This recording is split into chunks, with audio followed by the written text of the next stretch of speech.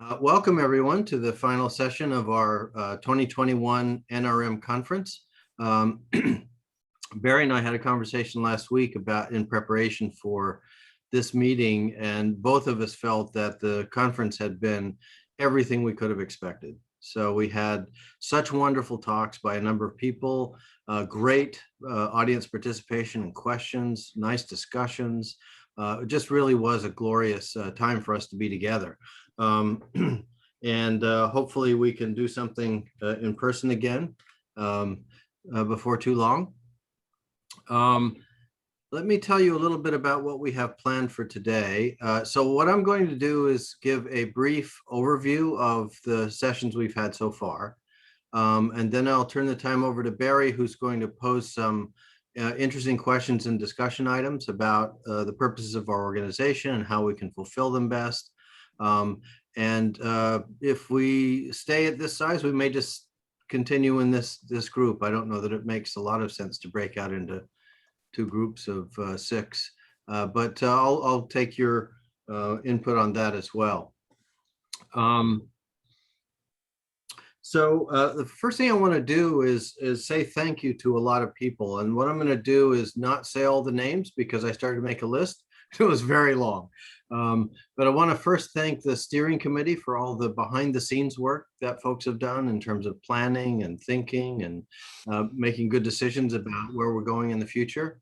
And to let you know that my plan is to have a steering committee meeting in the next few weeks based on what we talk about today and any other feedback people provide in the coming days about our next steps as a group.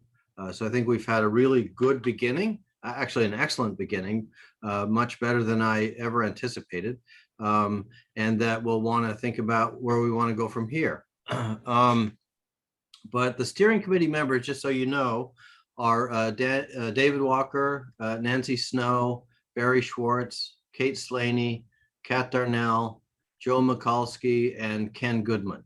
And so you see a few of these folks represented here. Appreciate you being here. And then we had such wonderful speakers. First of all, we had a speaker series for the first time this year. We had 4 speakers who were quite wonderful. And then we had our conference this month, and we had 3 excellent groups from the Jubilee Center, Nancy Snow's group, who wrote the book on measuring virtue, and the group from Wake Forest University working on the Honesty Project. And we just had such wonderful presentations from everyone. And I think that these presentations exemplify the aims of the NRM to promote interdisciplinary research, and from 3 outstanding teams that have been doing this for a long time. And so I think they give us something to aspire to and something to admire. And for many of us, we don't have arrangements made that are as firm and as well supported, but I think it's something we can work toward in our departments and colleges and teaching and so forth. And so it's really nice to have those exemplars available to us. And I really enjoy working with all of the people from these groups. So in terms of the themes of the conference, I put together a bit of a summary of things that stood out to me. So my apologies if I don't mention things that stood out to you or things that every single person or every single thing people said, but I wanted to make it a relatively brief summary, but still one that kind of captured the spirit of what we've been up to. And I think the interdisciplinary spirit was one of the things that was most in evidence, and that's what we asked the presenters to do. I think it's what they do in their sleep as well as in their working hours. But what we saw is we saw our philosophers, particularly Chris Johnson, Nancy Snow, and Christian Miller, demonstrate their commitment to empirical research, to learning about it, to using it, to taking it seriously. And I think that's a wonderful thing. It's been something that's been so welcome to me as a psychologist. And to be able to have increasingly better conversations across the humanities and social sciences divisions. We also saw our psychologists, sociologists, and educationists, and here I'm thinking of Aidan Thompson, Jen Wright, Taya Cohen, and Will Fleeson, among others, commit themselves to a greater theoretical rigor that we typically find in philosophy. So social scientists often don't take the efforts and take the pains to be as rigorous conceptually. And one of the comments that Christian said as he was leaving last week is how pleased he was to see the social scientists in last week's group take on that challenge of theoretical rigor. So I thought that was really quite wonderful. So we've got conversations going in both directions now. We've got people interested in what other people can teach us, which I think is fabulous. It's one of the real challenges of interdisciplinary work, is putting yourself in a position to be taught by people who know things you don't know. I think throughout the conference, there's been an emphasis on virtue. And I want to comment on that because that's probably began with my biases, because I'm really interested in virtue as a way of thinking about moral research and moral questions. But I want to make it clear that for this group, that's not the only thing we do. Obviously, people in the group do other things, and things other than virtue in the moral realm are totally welcome. And we'll want to expand out our speakers and so forth. I think the speaker series was not quite as virtue focused, but the conference certainly was. And I think that's great in some ways, but also I want to give a nod to a broader set of topics than that. Within the virtue topic, one of the things that came up quite frequently was the concept of practical wisdom, as well it should. I'm particularly thinking of Christian's talk and Jen Wright's talk that included generous dollops of practical wisdom as a really core feature of the virtues. And I think it's a hugely important topic for us. And we might call it different things, but from a neo-Aristotelian point of view, we will refer to it typically as practical wisdom or phronesis. And we focus a lot of times on how practical wisdom helps us to match virtues to relevant situations, and on how to adjudicate conflicts that may come up between different desiderata of the virtues that are called for, or how to harmonize them, for example. And I thought Jen did a great job with that, as did Christian, and it's an emerging topic that's getting a lot of play right now in our literatures. Another thing that came up that I thought was really great, and something to remind ourselves, sometimes we can get the idea that moral research and moral topics are just the thing to do, the thing to talk about, and we're interested in it and we talk to each other about it. But one of the things that Jen did really well was to remind us, and other people did this as well, of the timeliness of virtue. So Andrew Mayle and Aidan Thompson and Gianfranco Polizzi also did this by talking to us about how important concepts in moral research are for climate change, for social justice, for policing, and for internet involvement. So sometimes we discuss these things as though they're primarily legal issues or matters of popular opinion, but I think at heart they're moral issues. It's our moral relationship with our planet, with each other, with how we manage authority and structure in our society. All those things are incredibly important. And I think moral research has a lot to teach the world about that. And I think that's one thing that's important for us to do. Unsurprisingly, measurement was another major topic in the group. So this is, again, the seriousness with which we're taking the challenge to develop empirical resources to support our work and to guide our work. And one of the themes was, how do we get beyond self-report? So there's lots and lots of self-report inventories, and they're useful in a lot of ways, but many of us feel the need to move beyond that. And so there were a couple of very interesting suggestions and discussions about using scenarios, have people respond to stories as opposed to self-descriptive statements. Another one is to use performance measures. And I thought that Andrew Mayle, Aidan Thompson, Jen Wright, and Will Fleeson did a great job of bringing these topics to us and showing us ways that we can move beyond people just telling us about themselves and get some data on how they see things or how they respond to situations.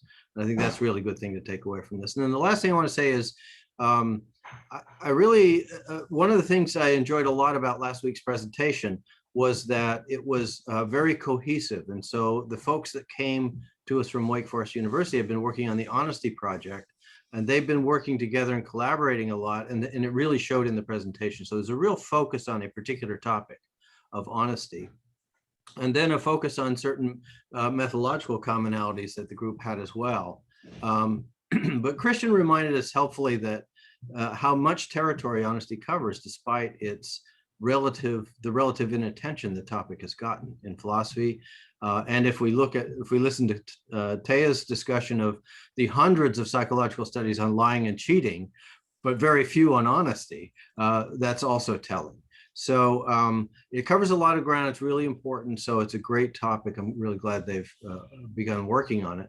The other thing that Christian taught us or reminded us of is that we probably should be thinking of honesty in a pluralistic way, because it covers a lot of territory, and there are different ways to think about honesty. And one of the troubles people have is trying to make it into one thing. Well, it's really more than one thing, but there are family resemblances there, it seems, that we can make use of. Along that theme, Taya presented us with a tripartite model of honesty, which is helpful to think about different aspects of it. It may not be the one that everybody wants to settle on, but it's a very good start, and it really helps us to think multidimensionally. And Caleb Randall's talk emphasized that multidimensionality in the area of lay perceptions of honesty, which I thought was really fun.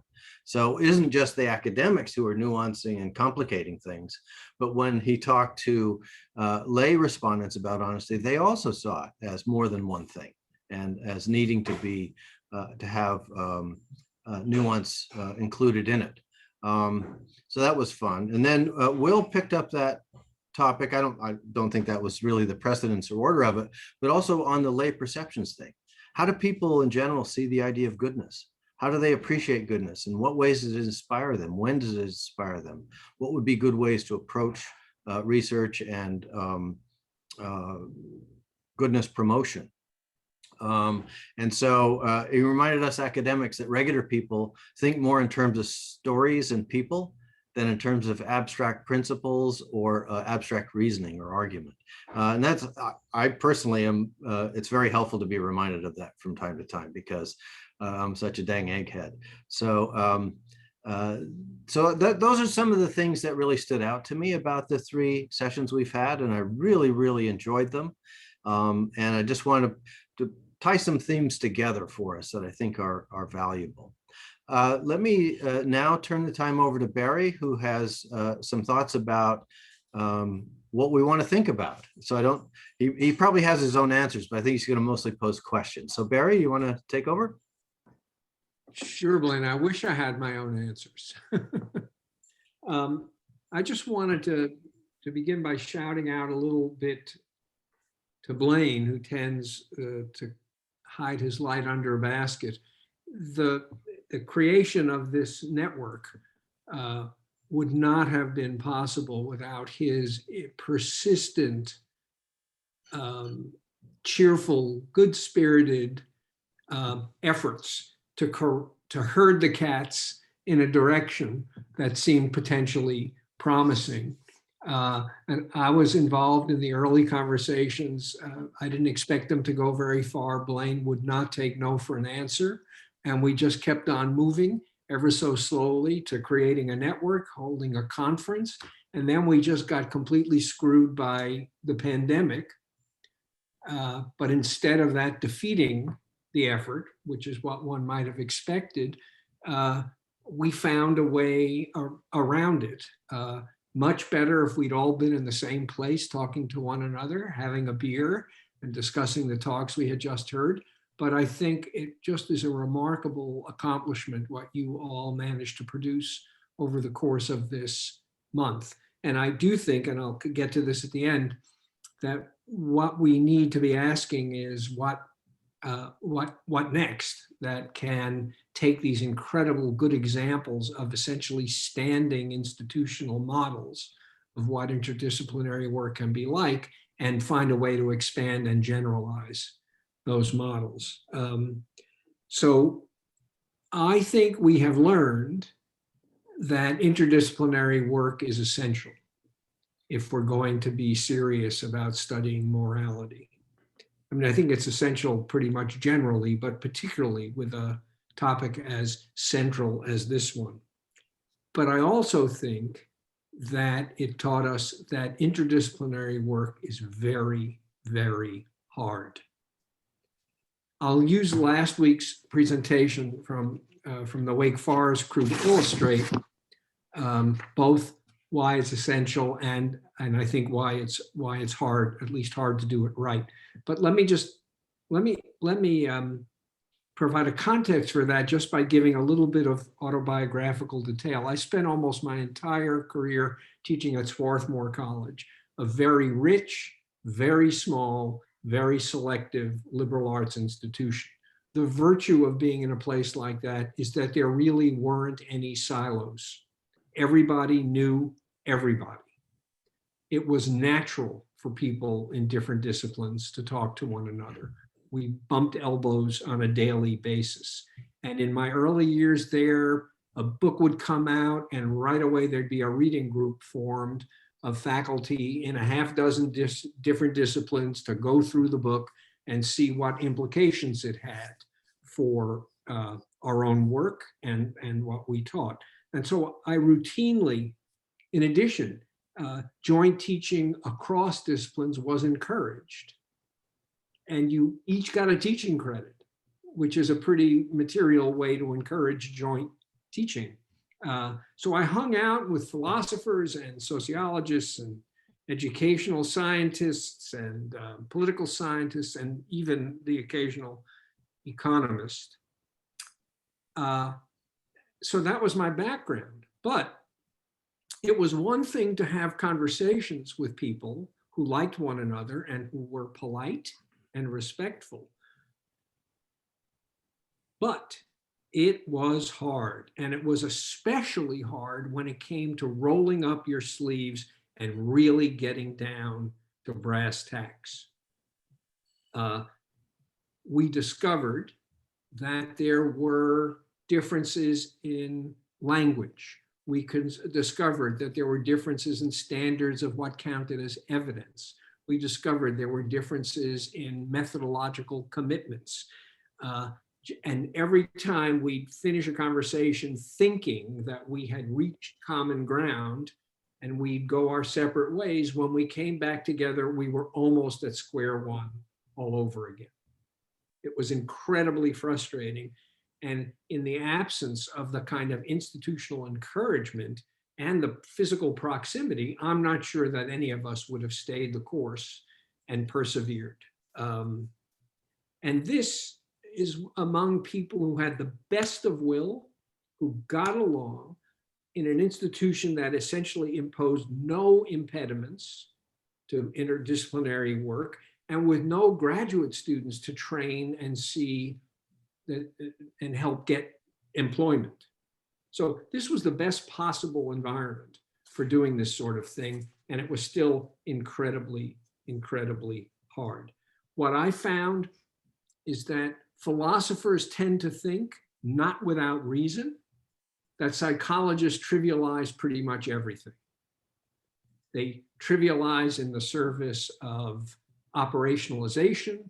They trivialize in the service of rigorous measurement. They trivialize in the service of getting laboratory control over a phenomenon. Whatever the reasons, all of them defensible. What we end up studying isn't what philosophers recognize as the thing that we started out studying.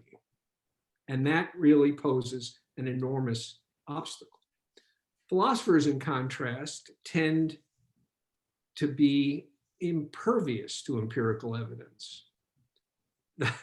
There is nothing like the power of a good thought experiment or a good reductio.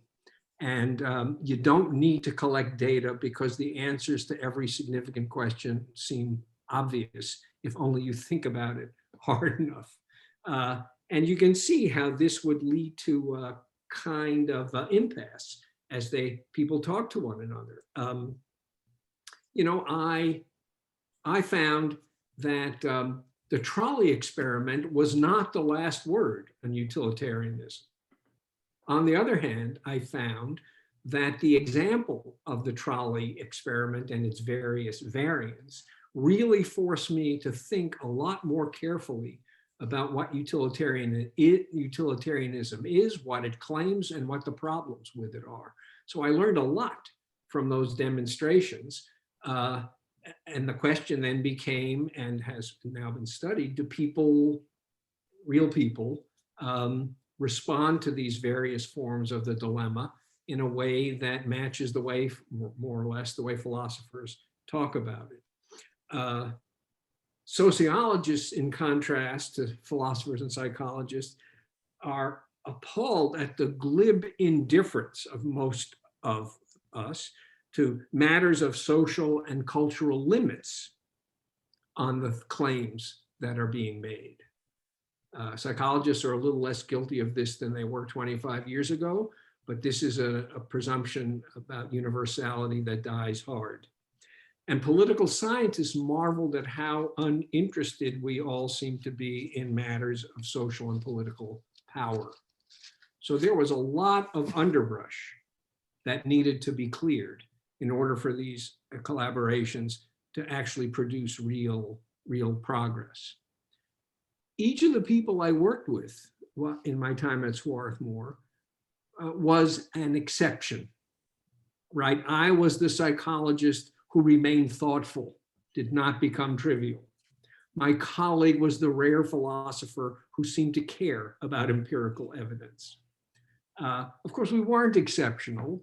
The problem is that we had created cartoon versions of the other disciplines, I guess, to make ourselves feel better about our own. But we forced ourselves to persevere, to push through, to keep talking. And at least in my experience, and this did not come up much either in the planning or in these symposia, this virtual conference that we had, is that we taught together. And the thing about teaching a class together is that you can't get away with failures to connect when you have to communicate ideas to students.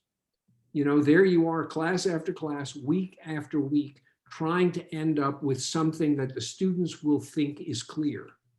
And if they don't think it's clear, you've basically been exposed as someone who thinks that some fundamental agreement has been reached when in fact it hasn't.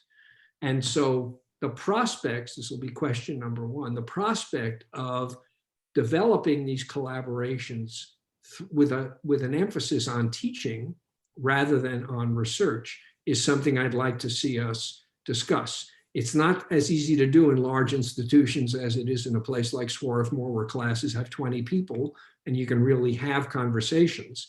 But it still seems to me worth thinking about how to use the classroom as a tool, methodological tool for us more, and the research environment perhaps a little bit less. So last week in the Wake Forest presentation, I agree with Blaine. It was a terrific example of how these kinds of collaborations can work when they're done well. And as Blaine said, the focus is on the virtue of honesty. So question number one is what is honesty? And Christian did a terrific job of doing what philosophers do well, which is to map the conceptual terrain and offer some very sharp and very clear distinctions. I myself was taken aback at basically Christian's insistence that we rule out of counting as examples of honesty anything that seems to serve the interests of the person who is being honest.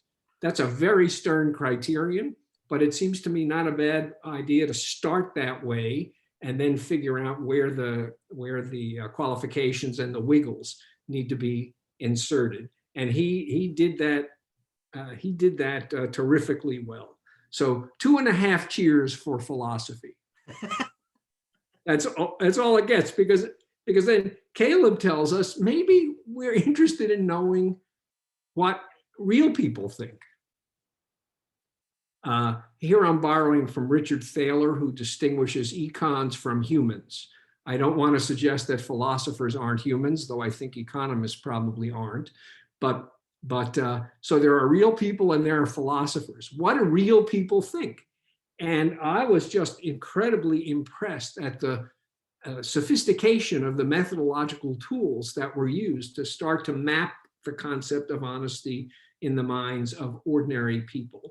And I thought it was really strategically quite smart to think of some sort of, Roschian, Wittgensteinian natural category rather than something that can be pinned down with precise boundary conditions. So I was really, really impressed with that. And then my take on what Will was teaching us is, okay, honesty is a virtue. How do you teach people to be honest? And it seems to me what he showed, he wasn't just talking about honesty, he was talking about virtue more generally. But this idea that the way we learn virtues is by identifying and celebrating paragons rather than internalizing abstract principles. This seems to me to be right.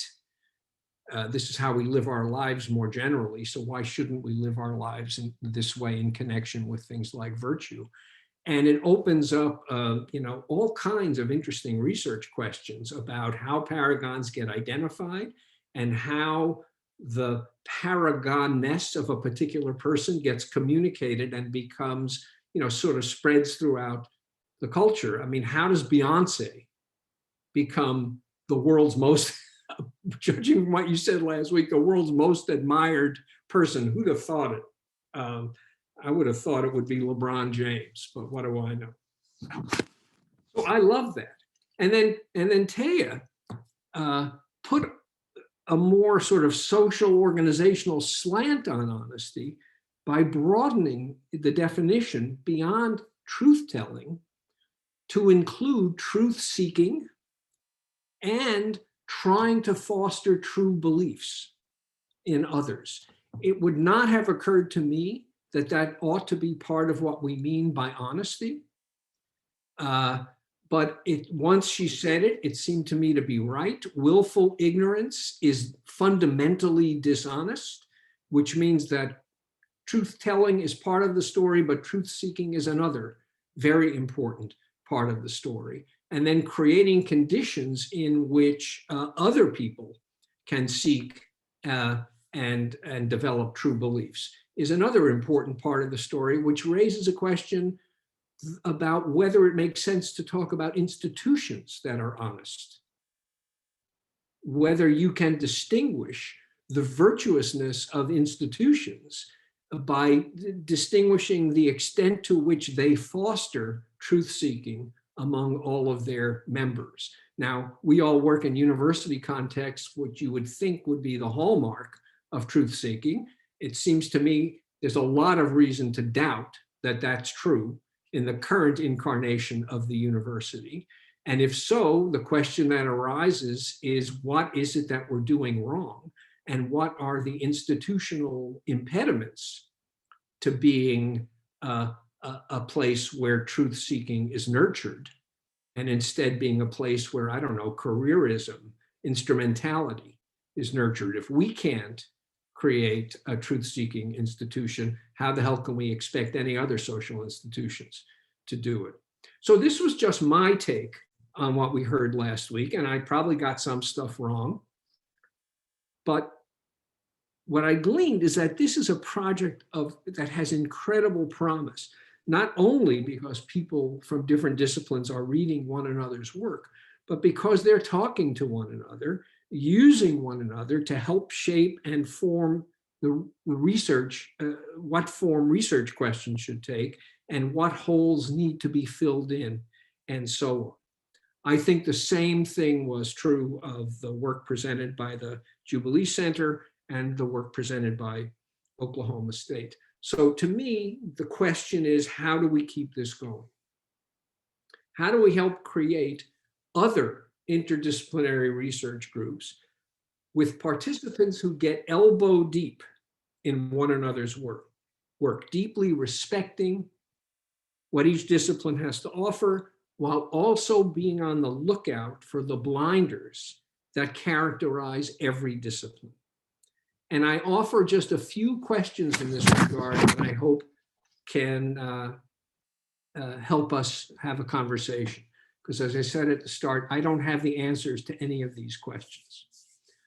First question is, will an international organization like this one help to foster and sustain interdisciplinary collaboration rather than polite chit-chat, real deep collaboration? And if so, what's the ideal form that such an organization should take? What are the impediments to these kinds of collaboration?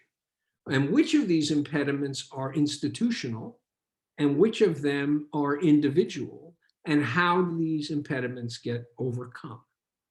What role can collaborative teaching play in helping people in different disciplines develop a common vocabulary and work meaningfully together?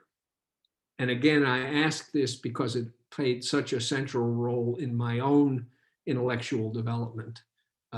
I like to tell people that I didn't really start being educated until I became an educator. My education began when I became a college professor. That's not the way things are supposed to work, but that's the way it worked for me.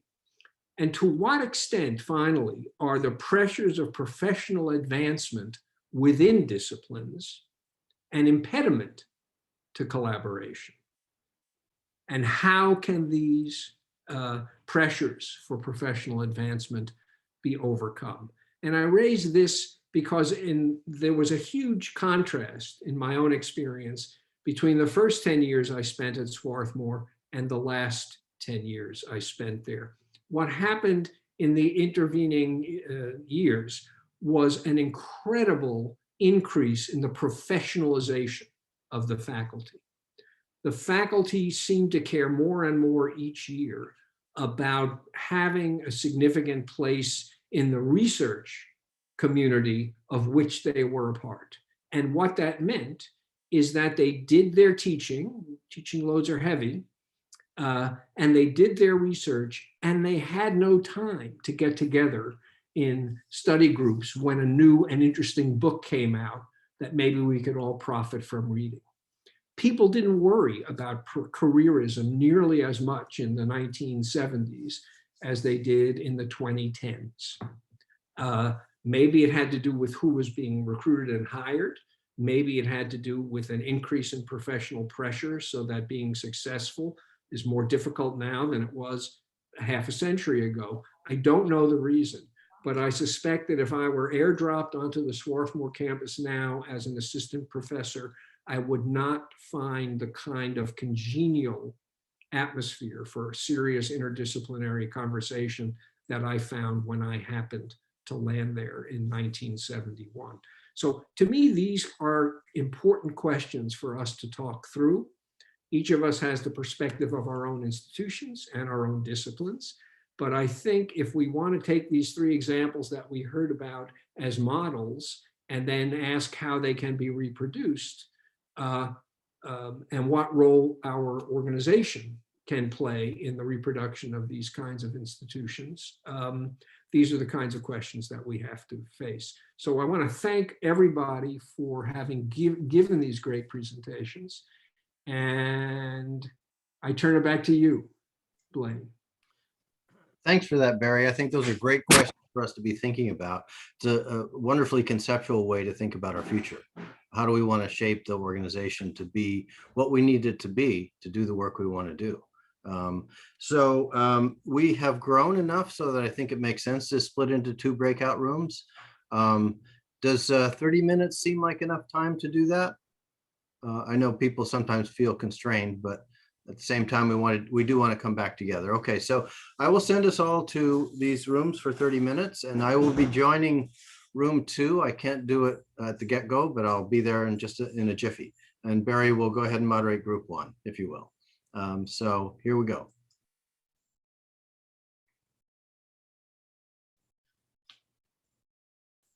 The last by Bill, so you can finish this off if I'm getting you wrong. One really interesting idea was to get Templeton to start funding the education of psychologists in philosophy instead of it almost all going in the other direction. I certainly subscribe to the view that psychologists need an education from philosophers, And it would be nice if we found a way to institutionalize that. Then we would need them less if we actually got educated. And then Will had a terrific suggestion, or at least the beginnings of one, which is that how about if we had a conference where instead of presenting what we found, we presented what we need to find out, what we need to know. We basically asked for help at the conference. I'm working on this. I don't know enough about that. What should I know? How should I be thinking about it? What should I be reading? That needn't be all of the conference, but it could be so almost like a working group instead of a finished working group, where you explicitly come together with people who can help you and ask them to help you. And you formulate, almost certainly more carefully than you otherwise would, what it is exactly that you need help with, so that you can articulate it to a collection of people who don't know you or your work particularly well. I think that's a fabulous idea, and it makes conferences much more potentially exciting than the way they typically are, if they really become like working groups. So I would say those are, and Will, you should correct me if I didn't get the sense of what you were suggesting accurately, because you weren't able to finish it. I think that's a different idea, but it's a great one. So let's just replace it. Maybe you can take all the credit. Yeah, I like the idea too, because I think one of the barriers to interdisciplinary work is to be willing to be ignorant and to be educated by people. So what you suggested, Barry, there was a way to institutionalize that in our conferences, where it's not just okay, but this is what you're supposed to do. This would be a great use of time to get input from other people who know things you don't know. I think that's very cool. So let's open it up to the whole group now, and reflections you had on the group, or questions that came up for you as we were talking so far. I'll chime in about the previous suggestion. I found I can't do the kind of interdisciplinary work that I do without having psychologists to run to ask questions about the research and the theories, and whether I'm understanding them accurately, and whether I can put these two frameworks together, or is there research I'm overlooking, or has this stuff already been done? And so having opportunities, but I don't really have opportunities to do that at my own within my own institution. So I always have to look outside for help and assistance, and that's been incredibly valuable for me. So having a network to find people, and to act, and to get interested with people and collaborate people, but also to get help is, I think, incredibly valuable. Yeah, I've kind of heard about that, Matt. Could you tell us a little bit about what's made that possible for you to reach out in that way? Good question. Some from the grant projects, but often going to conferences where there's already an interdisciplinary group, and I can meet people and I can talk about what my interests are, and and then again, we haven't been able to do this so much COVID times, but go out and have further conversations about interests and get connected, and sometimes I get reading suggestions that I follow up on, but sometimes it's just sort of getting an introduction, and getting a little sense of maybe some shared interests that enables a further discussion to happen later on, and so forth, where you get people you feel comfortable going to and asking help. That I found that invaluable for trying to delve into moral psychology, just coming from a philosophy background. Mm-hmm. Great, thanks. I interrupted you, Will. Go ahead. I was just going to make a plug for this conference coming up in a couple of weeks called the Life Improvement Science Conference. Matt talking and Barry talking remind me of it. It's going to be kind of a questioning conference. What are the ways to study how to help people do better with their lives, and do better both for their own personal well-being, but largely do better for others in the world. And so this Paul Gleiter from Tübingen, I think, he's the Max Planck, I can't remember exactly where. He's organizing this, and it looks like a really great conference. I don't know how. Does everybody know about it already? I can put the link in the chat here.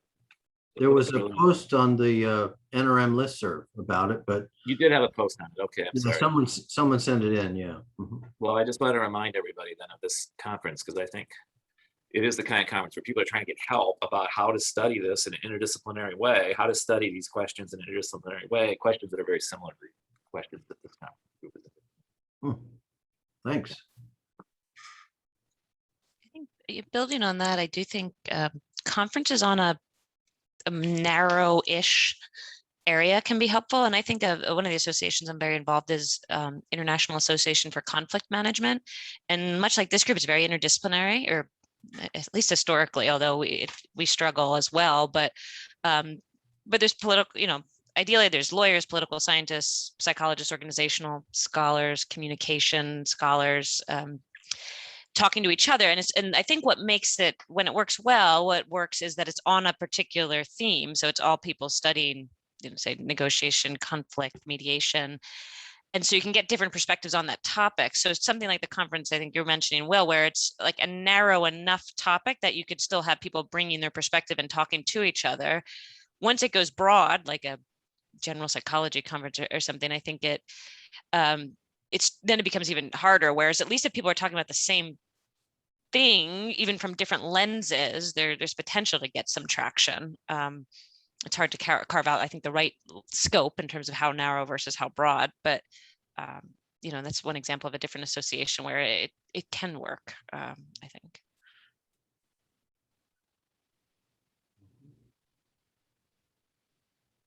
And I think, going to our talk with the honesty, I think that's sort of how we have approached it. It's sort of narrow enough where we can bring a different lens to it, but still talk to each other or talk past each other sometimes, maybe. The thing I like about this idea of, I'm sorry. Oh, sorry. Go ahead. The thing I like about the idea of conferences where people bring questions rather than answers is that it encourages a virtue. And here we are talking about virtue, and that virtue is intellectual humility. You get no points in the professional academic world for intellectual humility. In fact, quite the opposite. And admitting that there's something you don't know that maybe someone else does is it's good. It's good training. And having a conference that's explicitly organized in this way maybe will help people with that training. There's a book that Robert Nozick wrote toward the end of his career/life. I don't remember the name of it, but he began in the preface, he talks about how when he was trained, he thought the aim of philosophy was to make an argument that was so good that you either accepted it or you died. And he came to realize that with respect to the most important questions, there were no such arguments. That complicated questions that are worthy of big brains like his don't have drop dead arguments to be made about them. And if we saw that in our own work, then we would be open to being educated by other people. But there's very little in conferences that encourages us to be humble. So it would be good practice. That's a great point. Let me act as traffic cop now. So we'll go with Claudia, Kate, and then Juan. Thank you. I was just thinking that, just pick one possible topic, such as, for example, intellectual humility that Barry was talking about.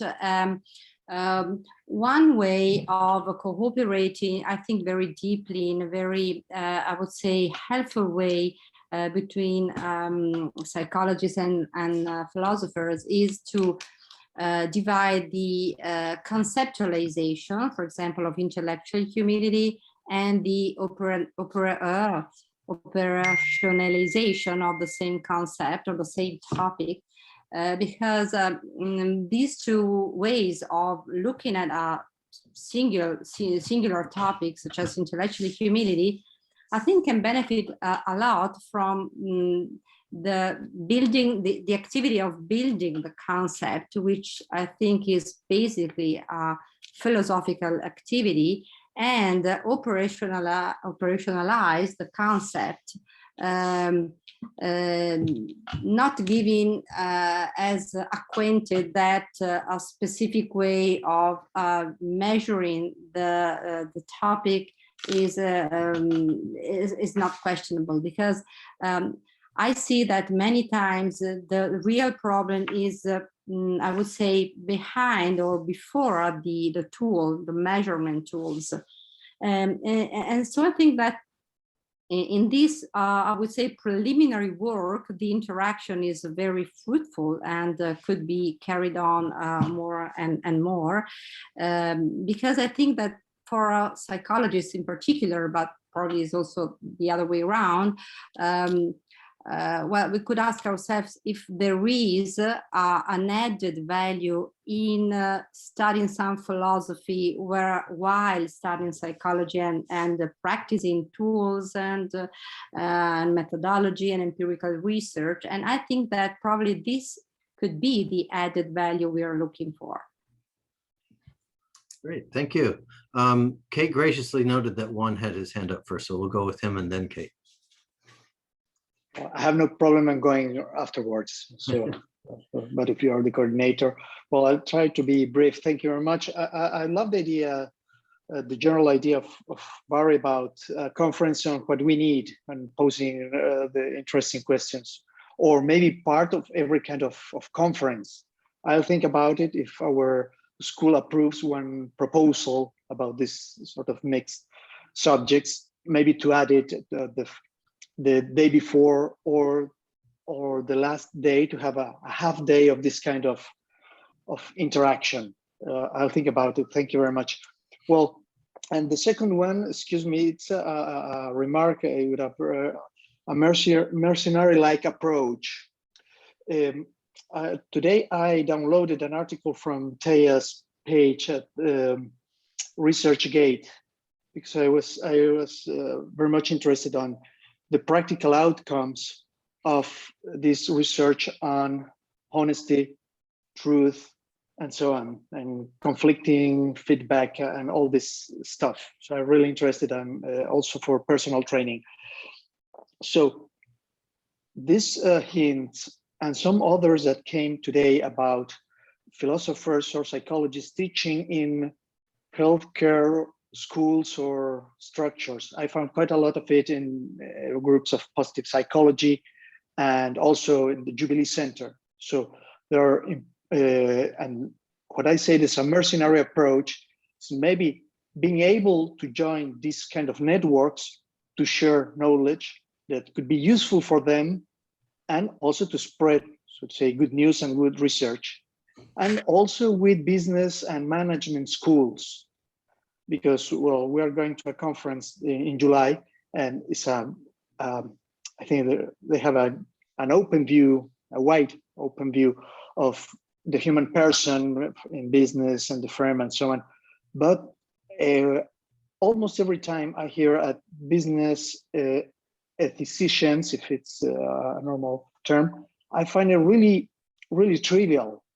So also not only philosophically speaking, so that's so simple. So I don't want to complicate things unnecessarily, but to share their know-how, so their practice, with more psychological and philosophical sound thought could be interesting. So as many of you know better than me, I think, especially Taya, to have good links with this kind of schools that are open to this kind of reflection and applied reflection, so to say, to come closer in terms. And also I think for us, philosophers, scholars, it's very useful to have this practical knowledge and outcomes, examples, illustrations, and to help each other to think more in depth on these subjects. So maybe, well, just dropping some ideas. Thank you. Thank you. Mine is just a quick point. I really appreciate your words, Barry, about intellectual humility as a virtue that we should not just know about, but should actually embrace and use. And I wonder how we could going forward as a group, asking, one of the big questions we could ask is how our methods do or do not speak to one another. And the approach that I think we need to use is a dialogical one, a really listening and hearing what people's rationales and decision-making processes are for using certain methods. Because I know that's been one of my questions often, to colleagues. I'll say, well, why are you using a factor analysis? And they say, I don't know, because I think I'm supposed to. And it's like, well, what is your question? If your question isn't about some latent, unobservable domain, then you don't need that. There are other methods that probably are better and less fraught with difficulties. So that's one thing that I would really like to see is this commitment to intellectual humility, but also to a dialogical approach to getting at some of those difficult questions, because it isn't just a matter of the fact that we just use some different methods. Some of them are actually quite in contrast to one another, or can be, depending on certain purposes to which they're put. So that would, I think, be very enriching to go through those kinds of dialogues.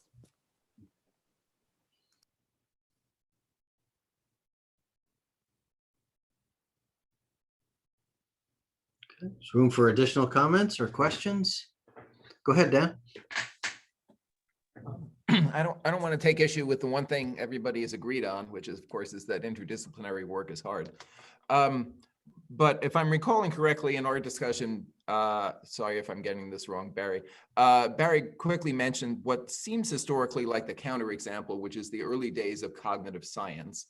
And I'm wondering for this group whether it's worth figuring out why that seemed to be a relatively smooth sailing without years and years of people saying interdisciplinary work was hard. I'm just guessing here, but it seems like if we transported ourselves to the early days of cognitive science, there were scientific questions everybody agreed on. Even if now we don't agree on the formulation of the questions, back then we would have agreed on questions about knowledge representation and association of information within knowledge and the transfer from one memory storage to another. If there was a question like what's the capacity limitation of short-term memory, everybody understood the question. And these were questions that dipped down into a relatively specific kind of middle level. It wasn't just the case that we all agreed it was interesting to study how the mind worked. Instead, there was a common ground on scientific questions that also had the quality in which they got, I understand everything's.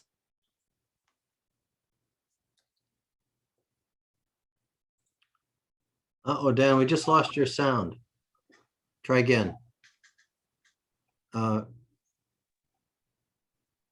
about Now I now? hear you. Yeah. Yeah, I'm sorry, I had an internet connection. Also, in the early days of cognitive science, they could have gone in a direction where they asked, what is creativity like? And dealt with a socially constructed category, and then you would have had to map that for a long time. But they also somehow managed to avoid that. In other words, a lot of the challenge here is to study optimism, humility, and honesty, while not being entirely clear that across all cultures of the world, words have a fixed meaning and they're things. The tossing out is, it's interesting potentially to think through why those early days when people were doing an analogous thing circa 1959, 61, worked relatively smoothly. And I'm guessing the first thing is everybody, I would think if you asked, hey, what are the scientific questions at a fairly detailed level, people would have reeled out a few of them, and there would have been a fairly high overlap. And also they wouldn't have centered on these really tricky questions of what the concept means from the get-go. Like you could just go, everybody knew what capacity limitation and short-term memory was. Nobody had to run a prototype analysis to figure out what the word capacity meant because it was a different kind of question. It's very hard to define that difference. But just a general question for everybody, and maybe particularly Barry, is the question of, why did that run relatively smoothly with computer scientists, linguists, philosophers, and psychologists on a pretty common ground of interchange? History tells us relatively quickly. So let me just say my memory of the history of this is not quite as sanguine as yours, Dan. I mean, the word relatively in relatively smoothly carries a lot of the weight. My take on what made cognitive science happen in the way that it did is actually one person, and that person is Chomsky. And Chomsky's theory was so powerful and so insistent and so demanding that psychologists think differently that it pushed in a direction that incremental arguments would not have. And even then, it was, I don't know, 10 years, 15 years before psychologists started asking, is there a way we can study this? Can you collect data? So there, if you had a Chomsky-like figure in ethics, say, I guess who comes closest to that from, I don't know, Rawls maybe, sort of sets the agenda, sets the problematic that the rest of us try to muddle through. So that's my take. It was not smooth sailing at all. And it took a long time to get psychology departments to take the arguments of sort of transformational grammarians seriously as empirical claims and not, head in the clouds type arguments. It did eventually succeed, and I think you are right that they were looking for middle level, an understanding of middle level things, not trivial details, but also not hopelessly vague generalities. How do people speak and understand language is a pretty, unless you're in semantics where it all gets muddier, that seems like something you can put your arms around in a way that many other problems aren't, and yet is really significant. It's a big question that is embraceable. So, that's my take. And if Chomsky hadn't been there, they might still be talking past one another. Since somebody here is at Carnegie Mellon, I'll point out that the same argument could be made for Simon. Yes, Oh, yeah, I think that's for right. sure. I just actually chaired our Herb Simon dissertation award last week. So it's, but I mean, actually he was in the business school. I think he founded psychology, computer science, and right. It's so for sure. But while I'm speaking, I don't know if there's no other hands up. I want to build on something Kate said. It's an observation of personal experience I had. Kind of highlighted this interdisciplinary, to highlight methods. We talked about evidentiary standards, but one thing that was eye-opening to me, fascinating, when I presented at the first Character Project conference back in 2011, which had an audience of philosophers and psychologists, was how foundational the idea of convergent evidence is to psychology. So we have a 10-item scale and none of the items are perfect, but together they cohere to a construct and inform us. Same thing with the set of studies. And I just remember the questions were from the philosophers, especially, were drilling down on like a particular item and sort of at that level. And that was it was a very different approach to sort of say like, well, if the one item is not sort of perfect or up to standards, then it can be damning for the whole research. And that was a very just different way to think about methods of convergent evidence, which psychologists really like. And if there's any problems, you say, well, the rest of the items will take care of that. And I thought, anyway, to build on Kate's point about the methods and what we consider evidence and helpful, there's some really foundational issues of how people understand what we do.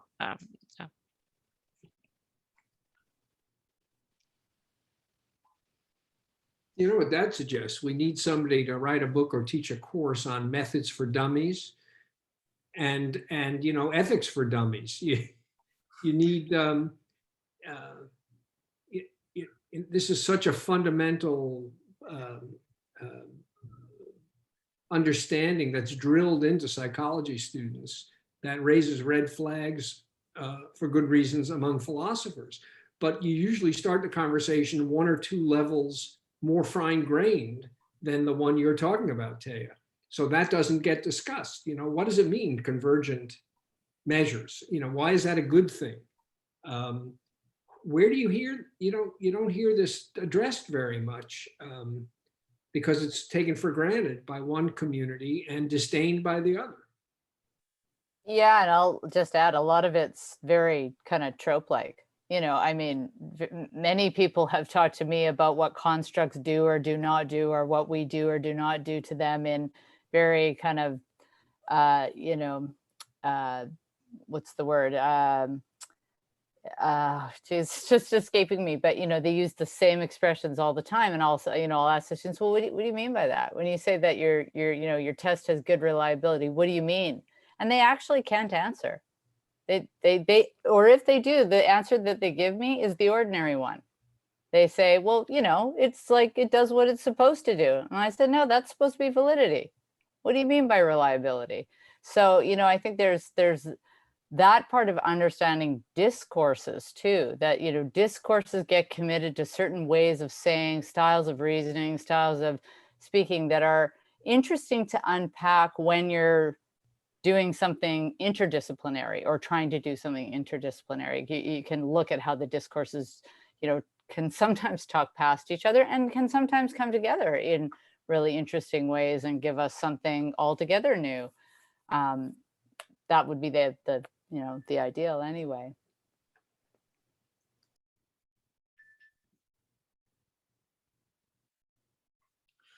I like, oh, go ahead. Sorry. I was just gonna say, I really like the idea of if the questions. This just came up here where in sort of other areas of the business school, where like the problem in a tenure case was there were certain people in one discipline thought it was really interesting questions this one person was studying, but the people in a different discipline and the didn't think it was interesting questions. And then, you know, this one scholar was working at the intersection of these two. And I just thought that was sort of an interesting example to Dan, your point, like if people can decide on what the interesting questions is, I also think it's hard when one camp doesn't agree with the other camp. But if to the extent that people agree on those questions, then I think we can make a lot of progress, and when they're at the right level, as you point out.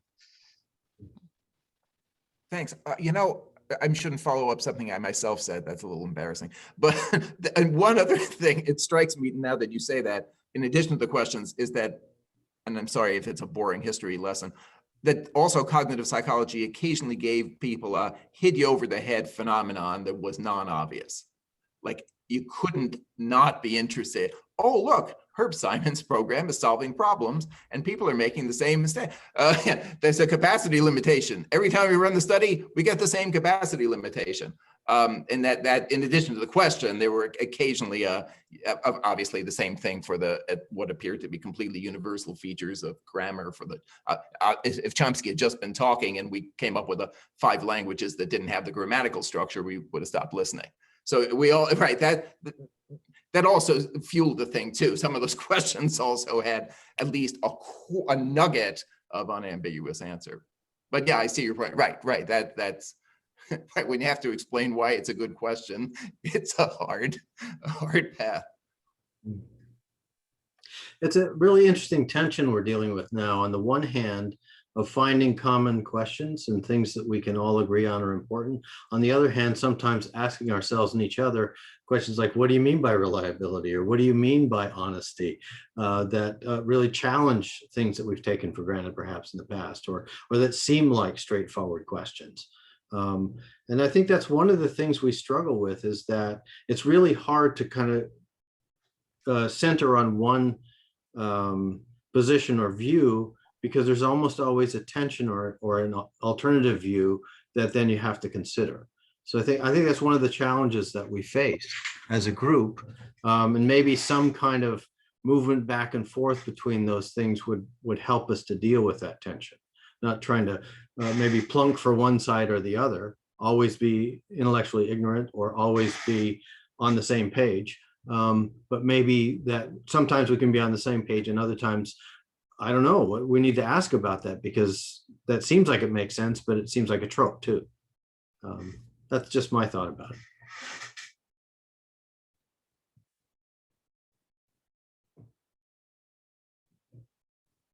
Oops, didn't mean to do a conversation stopper. I think Juan had his hand up. Go ahead, Juan. Yes, I added one more hand, if I may. Okay, thank you. I want to link some of these ideas with what you said about goodness, Blaine, because I have a love-hatred relationship with David Hume. Hume was the subject of my PhD dissertation, and it's one of the stories you keep for life. No, it's a life-lasting relationship. Regarding the is-ought question. And I think that we still have the hindrance of the tension between description and prescription. But when I read psychologists, I always find convenience, integration, and sometimes you could click on the word and say, well, goodness could work as well, at least in some conditions, in some cases. So maybe it could be one of the important questions. It's what remains of the distinction, description, and prescription, or something of that kind. Because, well, psychology, I think it is in my humble view, has become very much prescriptive, because psychology wants the improving of people, of the person. So you cannot remain at a mere descriptive level. You naturally become prescriptive because it's what is better for people. And I think it also, for an evolutionary point of view, you can say, well, is it good or convenient for evolution, for society, for the individual? What do you mean by convenient in your context?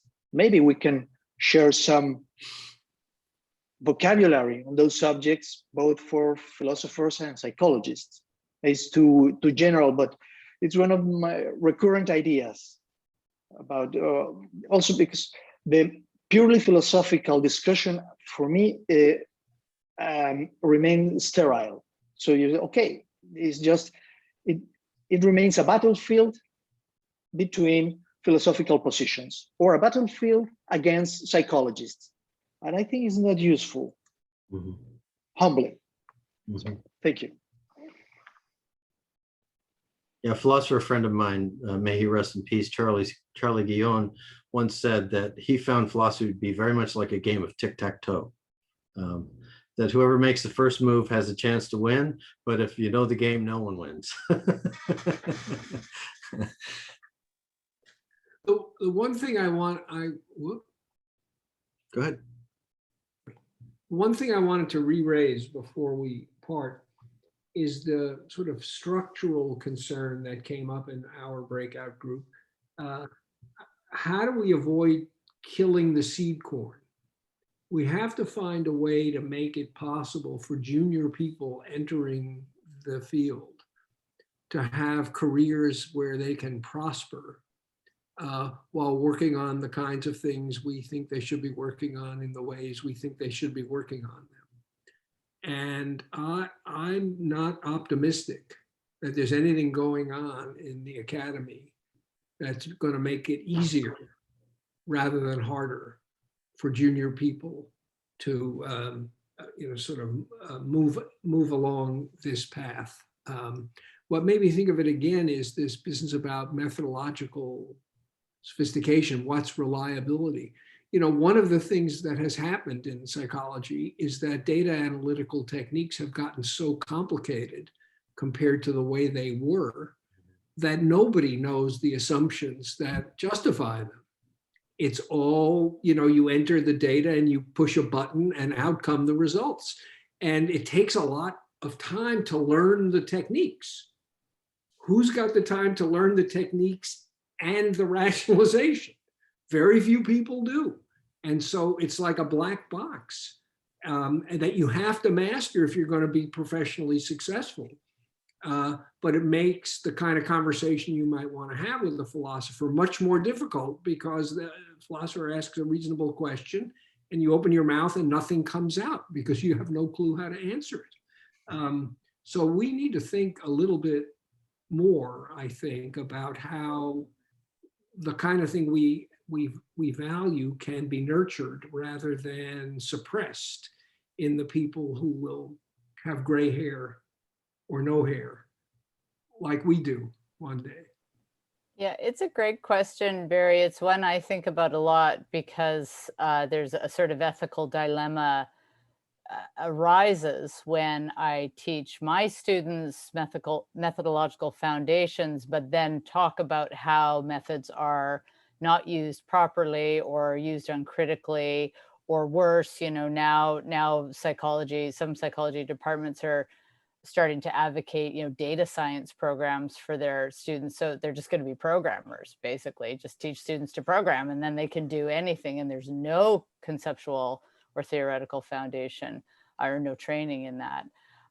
So I always try to ride that careful line of, okay, you will have methods and that will allow you to do some consulting and it will definitely be attractive on your CV if you apply for a job, if you can teach methods.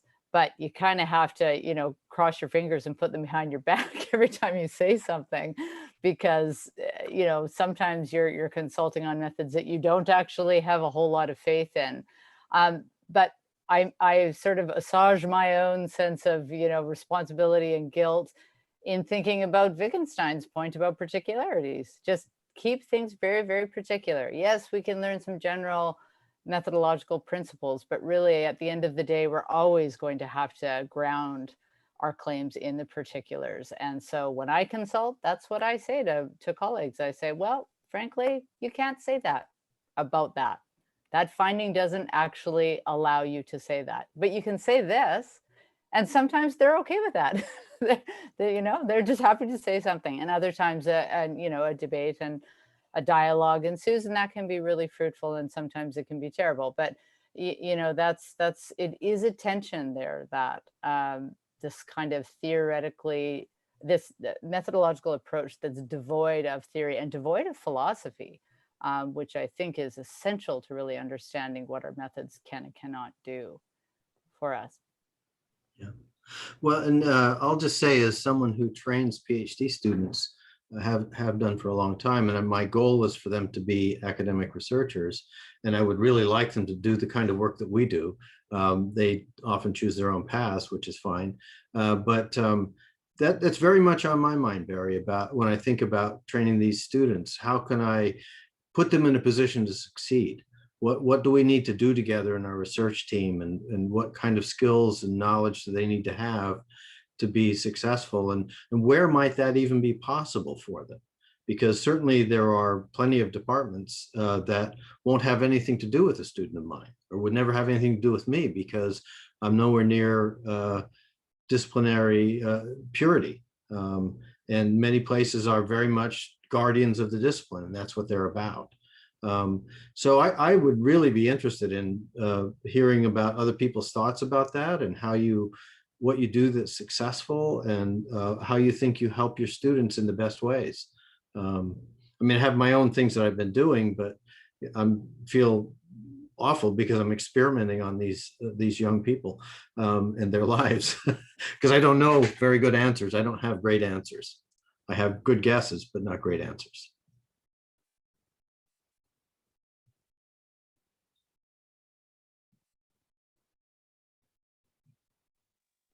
Oh, I did it again. Graduate students. What's that? Don't teach graduate students. I should move to Swarthmore. I served on Iranda's PhD committee as an outsider. He got his degree at Penn. And I thought he was doing this incredibly interesting work. And I said to fellow committee members, there's no conceivable way he can make a career of this. So how can we pat him on the back and redirect him so that he won't have a life of abject misery and failure? So I could see that tension, because I wanted to encourage him to keep doing this work that seemed to me offered so little chance of real payoff, but was so important. And I have great empathy for those of you who do this on a daily basis with PhD students in a less than hospitable job market. You have to give us the rest of the story now, because we know Aranda is successful. Were you wrong, or did he change gears? He changed gears a little bit. I think the sort of deep structure of what he cared about has been embodied in everything that he's done that I'm aware of since then. And certainly his methodological pluralism remains true. At the time, it was riskier than I think it is now, because psychology has been forced to accept that there's more than one way to get through the maze. And it was much more, it was incredibly rigid. It was. When I was coming up, it was unbelievably rigid. Now it's, when he was, it was less rigid. And now I think it's less rigid. Still, qualitative research is now legitimate if you do it in exactly the right way. So I think he's been true to his North Star. And I think he was fortunate enough or meritorious enough to land in an extremely hospitable environment for continuing to do that kind of work. Most of the institutions he could have gotten a job, it would probably have been a struggle for him. That certainly matches with my personal experience and what I've seen of young people succeeding. Is it's a matter of staying with something you really care about, but doing it in a way that it works, and then finding the right place to do it. That finding the right place is a big thing. And that may be one thing we could think about as a group too, is how can we make our places the right places to do the kind of work that we want to see done? That's another way to think about it, to the extent that's possible. We talk about that a lot with hiring. I mean, I think the thing that work in our favor, hiring faculty members, is there's a real value that's embedded in the school to look at, not look at numbers as much as you can, and really focus on like what is the the key insights, and having a long tenure clock. Structurally, those things support it. But I think Barry, maybe, or someone else made the point, it's increasingly hard not to focus on the quantitative metrics of number of publications, H factors, journal list, and those sorts of things, even when there is, I mean, here we at Carnegie Mellon, we have these such a history, like explicit values where people will talk about, we read the work and all that, and you still see the decisions in the committee being in the committees increasingly moving away from it. And so I think it can help, and all of us on the search committees and things can say to, try and convince our colleagues that even if a person has one really fascinating publication that's interdisciplinary, why we should hire that person over someone with 10 incremental, more focused. But those are hard cases to make. And I think at some schools, even harder than others. There was a suggestion that Yuri Simonson, one of the authors of the Replication Crisis Deluge that psychology has been besieged by, he made the suggestion that when people apply for jobs, they should submit one paper. Doesn't matter how long their CV is, they get evaluated on the basis of what they think is their best paper. When they come up for tenure, it's 3 papers. And you can scale it up at full. So you get no points for being productive, 0. Arguably, maybe even you lose points for being productive. What matters is how good is your work at its best. And since you are not overwhelming the people who review your work, they can actually read it. So it does not seem to me that this is beyond the realm of possibility, that we work to create a slightly different structure determining success and failure in the discipline. And I think this would do more to solve the replication crisis than any of this sophisticated methodological pre-registration, blah, blah, blah, that's now being floated. You have to take the incentive for sloppiness away. And the best way to do that is to take the incentive for productivity away. So there are places where one can move. In my experience, the the better the place is, the higher its reputation, the less self-conscious it is about using its own standards. It's the sort of second tier and third tier places where H factors really matter and the length of the CV really matters, because they don't trust their own judgment and they don't think the world trusts their judgment. The top line places are more likely to do it the right way. Although, I tell you, as you say, there's another saying in management: be careful what you measure, because what you measure is what you'll get. No matter how much you tell yourself that H factors aren't really important, it is very hard to ignore them once they're there. And I don't see any way to make them go away.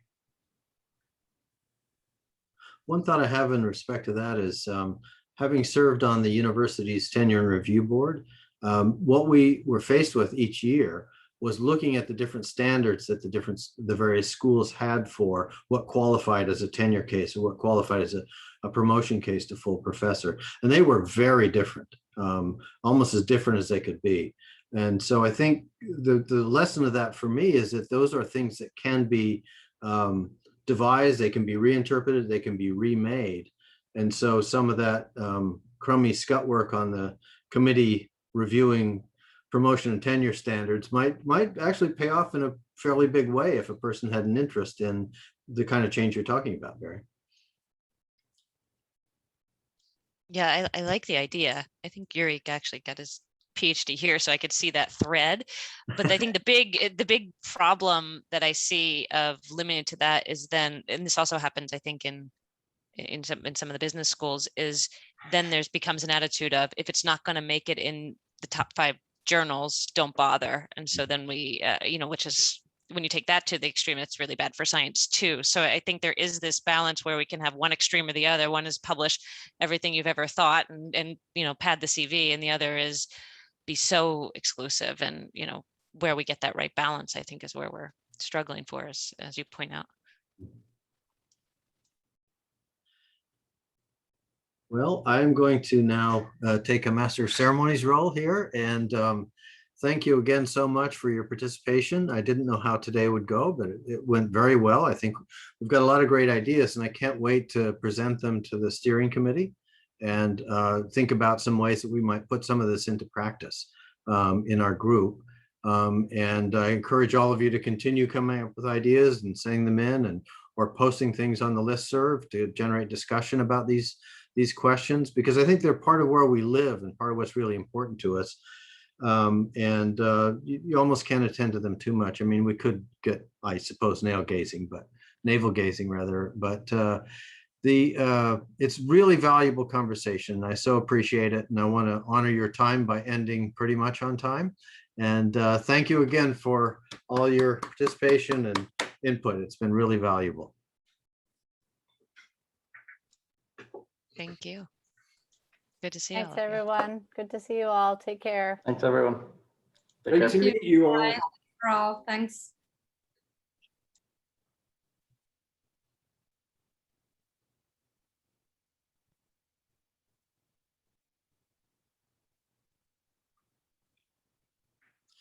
Well, that seemed to go reasonably well. Who the hell knows? Well, nobody vomited, including us.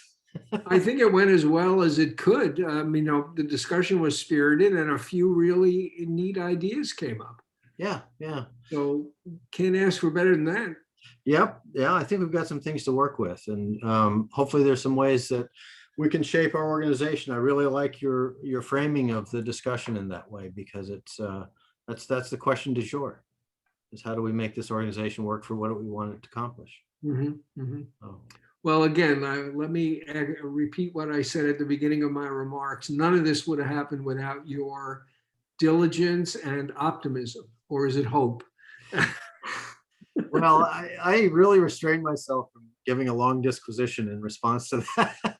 I really appreciate your sentiments, Barry, and people have been very complimentary and very grateful about the organization, which honestly, that's the fuel that keeps me going.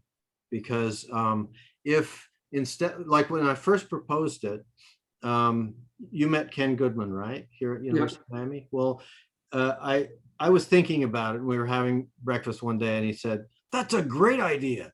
You should do that. And by the way, I think I can find a few $1,000s to get you going." And it's like, oh, without Ken, it doesn't happen. Mhm. And then I start sending out emails to people like you and Nancy and Christian and other people and the response is this overwhelming enthusiasm and gratitude. Mhm. And so that's really what's kept me going. So it's very dialogical in that sense. That I had an Well, idea.